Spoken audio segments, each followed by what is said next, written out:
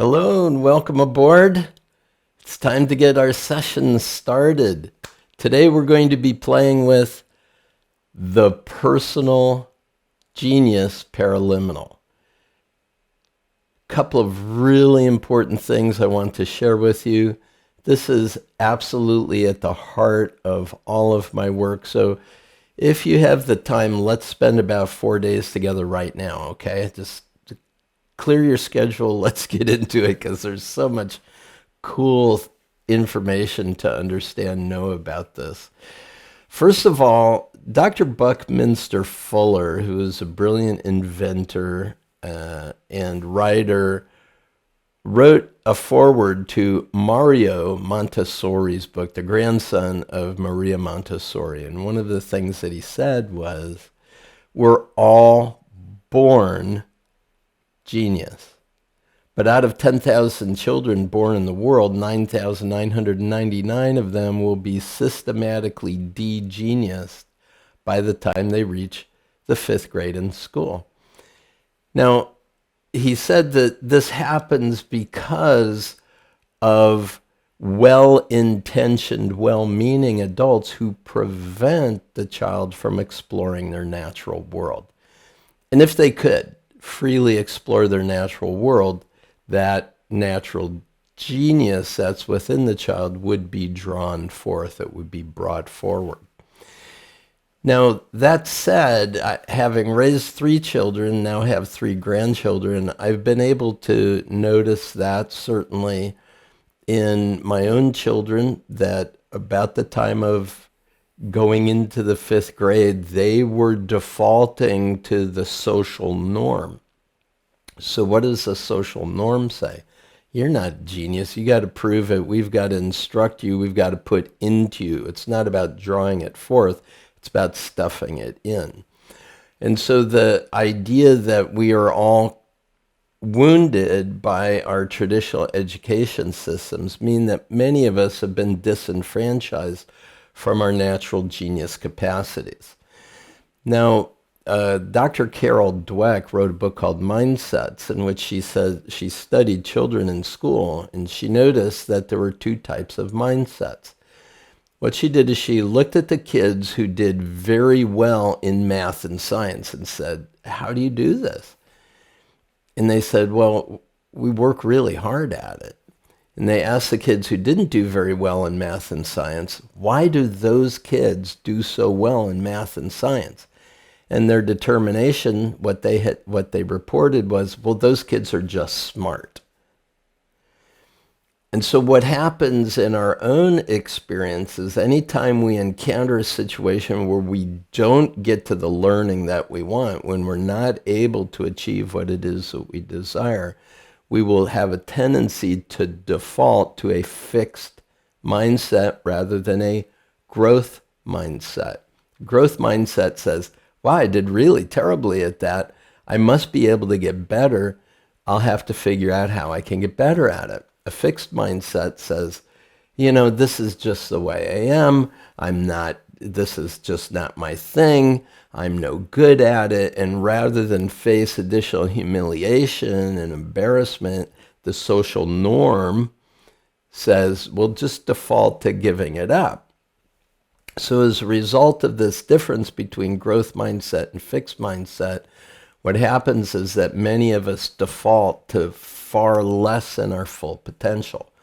Now, my claim is, my proclamation is, that the purpose of education is the liberation of human genius. And that presupposition that human genius is within us, and our job as educators is to liberate that, puts a completely different spin on why it is we go to school. So I've spent my life studying ideal methods for essentially helping people to do that.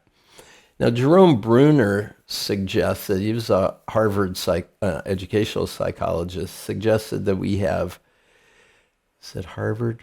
Well, Jerome Bruner, he said we have 167 intelligences. And one of his grad students picked up Bruner's work and continued with it. His name is Howard Gardner. And he said, well, let's codify what is legitimately an intelligence. And he created a matrix to determine what constitutes a bona fide intelligence. And he started with 7. There are 7 intelligences that we have. It was called the theory of multiple intelligences. So we have the linguistic, and we have the mathematical logical intelligence, and we have the intrapersonal and the interpersonal, and the visual spatial and the musical. So there are many intelligences within us that we have access to. It's a matter of being able to use them when we face a learning situation or a problem-solving situation. And this is where the personal genius paraliminal comes in. Now, the personal genius paraliminal also talks about a zone of optimal performance. Dr. Csikszentmihalyi talks about it as flow state, and there's something called the Flow Collective. A book recently out by Stephen Kotler talks about studies that have been going on for the last couple of decades on being able to find this flow state. Well, when I first encountered Csikszentmihalyi's work from the University of Chicago, I said, this is it. I mean, this is what we really have to know and codify and be able to get to reproduce whenever we want or need it, so that we can be in the flow of that natural brilliance that's within us and bring it to bear on whatever situation we may find ourselves in. So in Personal Genius, I talk about this zone of that's ideal, and the ideal zone, also known as the zone of proximal development, also known as the optimal performance state, is between boredom and anxiety.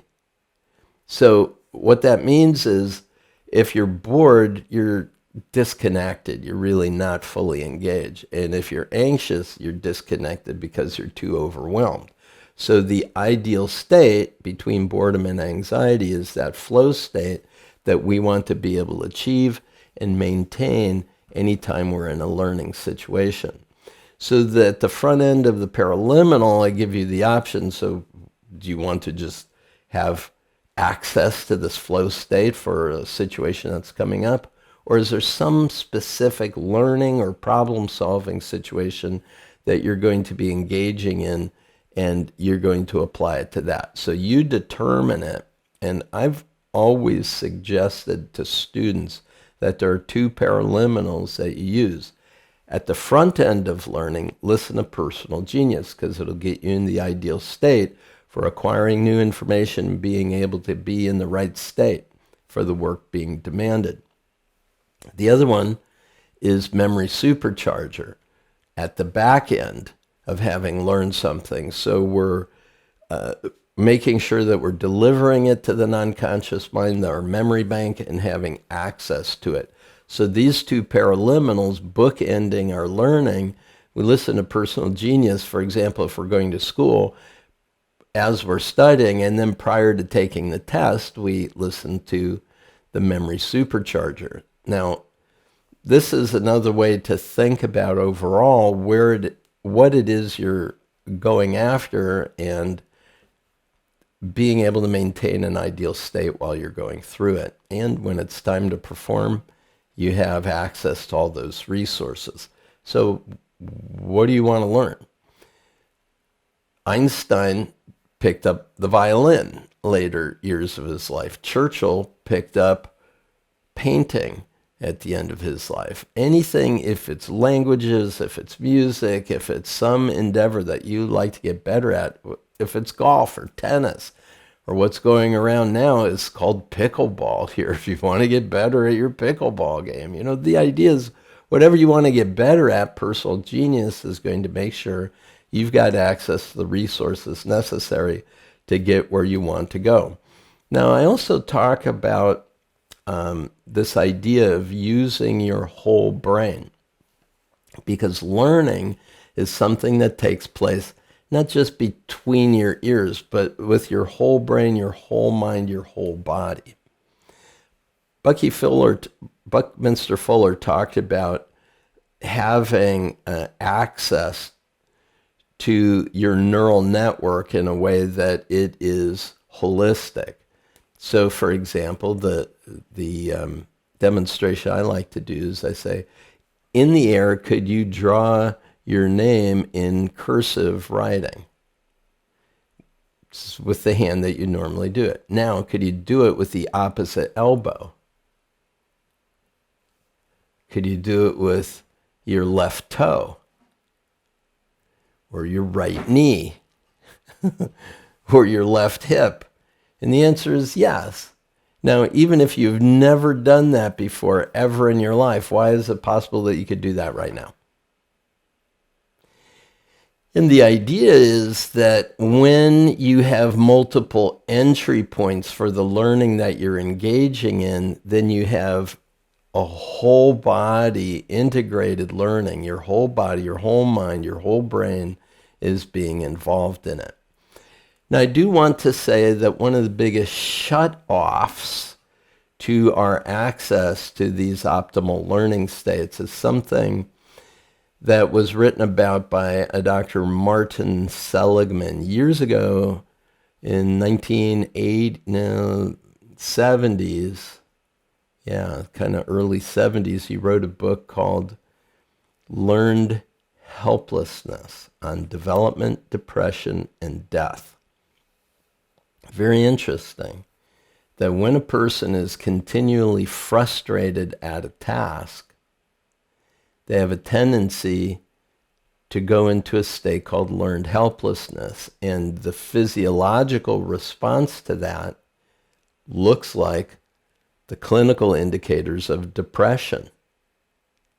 It's fascinating. So he tested this with college students and dogs and cats and rats and mazes and all kinds of stuff. He studied people who were very healthy, and then their kids put them into a nursing home because they didn't want to worry about them. Like their mother, who was still mowing her lawn at age 91, but everybody was so worried about her, they put her in an extended care facility. 6 months later, she was dead. Perfectly healthy. What was the deal? And so he talked about this idea of when you know that you cannot succeed, you cannot fail, or you cannot win at this, then it leads to this clinical depression and literally and figuratively death. I've got to leave this. I can't do this. This is not going to work for me. Well, there's an alternative to that. And I wrote about this in chapter 12 of my book, Photo Reading. It's the idea, the difference between the growth cycle and the stuck state. So what it says is when you're in a situation where nothing that you do seems to work to get you where you want to go, you could either move to the stuck state, frustration, learned helplessness, and then exit, or you could move to a growth cycle. And the difference that makes a difference is a very interesting one. See, when you encounter a situation that you can't seem to make progress in, do you get certain? This should work. What's wrong with this? It was working before. I was able to do this. Now it can't. What's going on? And this was written about in a book called Who Moved My Cheese? You know, that a rat in a maze can't find the cheese. It keeps looking. A person comes to the same place where the cheese was and says, where's my cheese? It was supposed to, I was here yesterday. What's going on? And so that certainty leads to frustration. Now, the other way is to be confused. In other words, be willing to not know. To go, this was working before. What's going on now? So confusion, if you're willing to embrace it, moves upward to curiosity. Curiosity moves to positive learning behaviors, exploration and sorting and talking to people and trying to figure it out and doing other ways. Guess what the name of the company is? Learning Strategies Corporation, right? You engage in positive learning behaviors to get to what? Excellence. And excellence isn't a static state. It's a spiral dynamic, right? It's always leading us to higher states of capability, competence, and so we're always building our competence if you can maintain an ideal learning state. So this is a real key distinction that's built into the personal genius paraliminal, is this distinction, this willingness to embrace whatever situation that you're engaged in, whether you're good at it or not, and to avoid the fixed mindset and stay in the growth mindset that says, I can't figure this out. I'm at the beginner's mind. I have never seen this before. I wonder what's going on. And that confusion moving to curiosity, you're golden. Maintaining that ideal state, you get on it, you get with it, you make it happen. So that's just a brief glance at this deep, rich capacity of genius that's within you, and hopefully enough of an opening to say that on an ongoing basis, every single day, you can access that brilliance that's within you. So enjoy it. Use your genius to get you where you want to go. Thanks for joining me in this. It's great to see you. Peace and blessings.